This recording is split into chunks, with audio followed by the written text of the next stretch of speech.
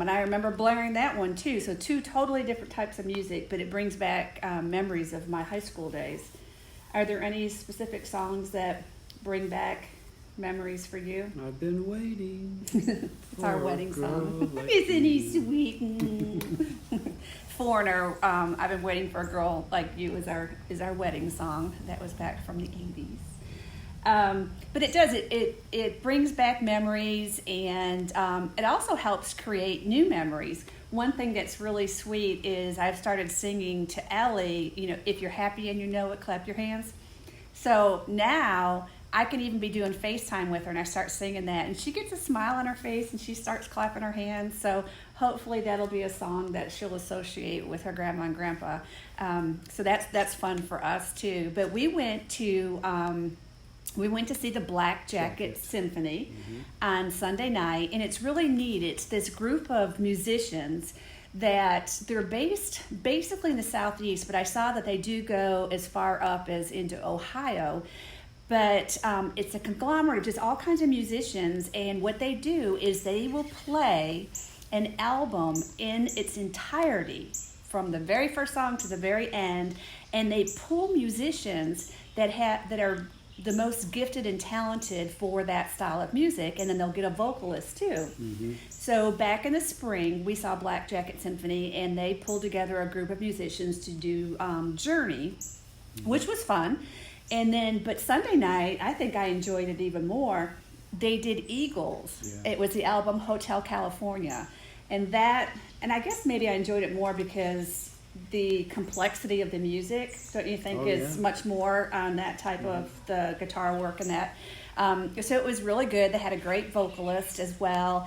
And they do an intermission. And then after the intermission, they just play greatest hits.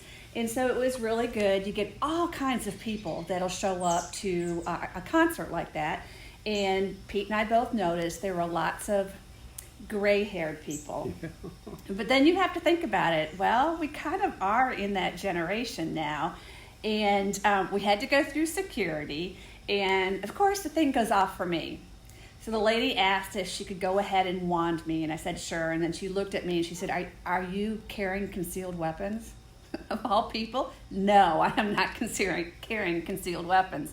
But as we're going through security and I'm looking at all these people, I'm thinking probably 35 or 40 years ago, this would be a crowd you'd have to worry about and security would be involved. Not anymore. I don't think we were a threat to anybody by any means. But it was a lot of fun. There were some kids there. I saw some middle school and high school kids that they were with their family. They probably all listened to the music together, so it's a neat family thing too. But one thing that I did notice is there was an older couple, and when I say older, they look like they were probably in their 70s, that were sitting in front of us, and they look like a farming type family. Just what I was thinking about, just a farmer. Yeah, he had on a plaid shirt, probably his cleanest Wrangler jeans. She had on jeans as well, I think, and then she had she was a very tiny lady, and she had a floral shirt buttoned up, very prim and proper. And through the entire performance, they didn't move. They didn't clap their hands really or anything. They just sat there. And I was thinking, why are they here? Did they get the tickets for free, or did they show up into the wrong venue? Why are they here? Well, after the intermission, it was kind of funny because of all songs that came on, Witchy Woman came on. And the guy started tapping his hand to his leg, and the woman was very prim and proper. I just saw her go. So they kind of got into that song. They seemed to enjoy it.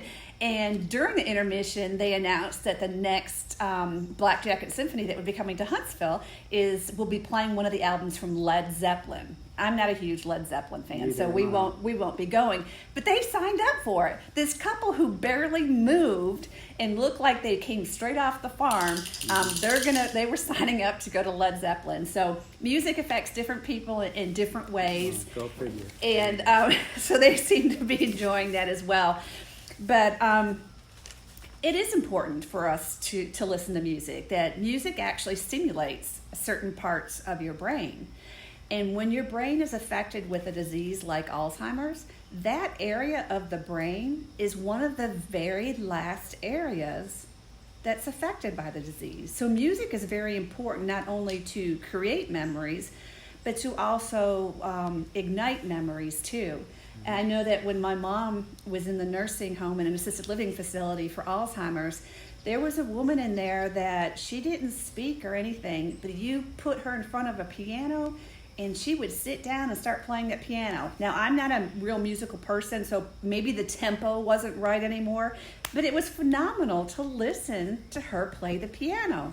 Same thing about the older people in the assisted living, the memory care units. They may not speak, but you start playing a church hymn or some sort of song like that, they start singing along. They can't carry in conversation, but they can sing a song. And it's just an important part of our brain that we're able to hold on to, and it's very important. Music can help relieve stress. Pete was talking about a song, it was an Eagles song, that you said when you got really mad at people, you would listen to that song really loud. So it can be a stress relief type mechanism. It can be because you're happy and you're listening to music. So it's really good for your mind and for your soul. And I was going to tell you about what I mentioned about Witchy Woman. It was kind of funny. For those of you who are Seinfeld fans, there's an episode, and you can go back, and I just picked it up on YouTube and looked at it, that Elaine felt like she needed to have a song of her own, and she picked Witchy Woman. So that was just kind of funny, too. But music does activate different areas in your brain, so it's important that we do listen to music. I know that when babies are little, I remember when our kids were growing up, they talked very much about classical music. That classical music was important for the development of a baby's brain. So I just kind of encourage all of you to get out, listen to local bands, local musicians. We've gone to see, to hear John Onder, who he's a very talented musician, guitar player and singer, and we've seen him out at Buena Vista, out in Hampton Cove. We've seen him at the Boot Pizzeria on South Parkway. So he's very talented. Many years ago, we used to follow Dave Anderson, who's a very talented guitar player as well here in the Huntsville area. And from what I understand, he's still doing some different things. And actually, I heard somebody tell me that Dave Anderson played with the Black Jacket Symphony one time when they were in town. So that's kind of interesting. So music is very important for all of us. So I do encourage you to listen to music. And if you do have a loved one that's affected by Alzheimer's, or somebody who's going through a stressful time, has some sort of a traumatic brain injury, I encourage you to play music. If you notice, if you go into an assisted living, a memory care unit, they always have music piped in the background. Right now, the type of music they typically play are like 50s and 60s. So can you imagine when we all get into an assisted living facility, they're going to be playing Led Zeppelin and Van Halen, and so there'll be all these people rocking out in the assisted living and the nursing homes. But anyhow, it is important that we continue with music. It's important for all of us to relive and to create new memories. So what were you going to say? Part of that is the music makes you move. Yes. And the more you move, yes, the better your health, too. Right. And we were sitting in our seats for the most part at the Black Jacket Symphony, but we were moving. We were moving, and we did get up and a couple of songs we got up to dance. Now, what's really important is when Pete said his favorite band was Kansas, we do have tickets to see Kansas. They're coming here to the Von Braun Center in November. And when they were here a couple years ago, I surprised Pete, and I got us front row center seats, and we got to go backstage and meet the band.